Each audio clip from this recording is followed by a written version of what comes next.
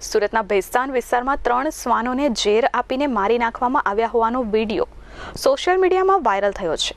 આ વિડીયોને લઈને સુરતમાં જિંદગી જીવદયા અભિયાન દ્વારા સુરત પોલીસ કમિશનરને આવેદનપત્ર આપવામાં આવ્યું છે અને આવા લોકો સામે કાયદેસરની કાર્યવાહી કરવા માંગ કરી છે। સુરતના સોશિયલ મીડિયામાં ગત 2 ફેબ્રુઆરીના રોજ એક વિડીયો વાયરલ થયો હતો, જેમાં 3 જેટલા શ્વાનો તડપીને મોતને ભેટ્યા હતા। આ શ્વાનોને ખોરાકમાં ઝેર આપી મારી નખાયા હોવાની ચર્ચાઓ ઉઠી હતી, જેને લઈને જીવદયા પ્રેમીઓમાં રોષ જોવા મળ્યો છે। સુરતમાં જિંદગી જીવદયા અભિયાન દ્વારા સુરત પોલીસ કમિશનરને આ મામલે આવેદનપત્ર આપવામાં આવ્યું છે, જેમાં આ ઘટનામાં તપાસ કરી કસૂરવાર સામે કાયદેસરના પગલાં ભરવા માંગ કરી છે, જેથી આવનારા દિવસોમાં આ પ્રકારનું કૃત્ય કરવાની કોઈ હિંમત ન કરી શકે। મારું નામ દીપ મહેતા, જિંદગી જીવદયા અભિયાન સુરત શહેરના પ્રમુખ।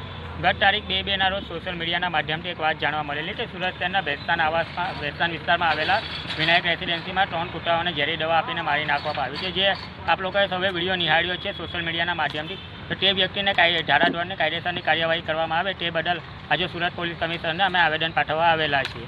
મયુર ઠક્કર, S24 ન્યૂઝ, સુરત।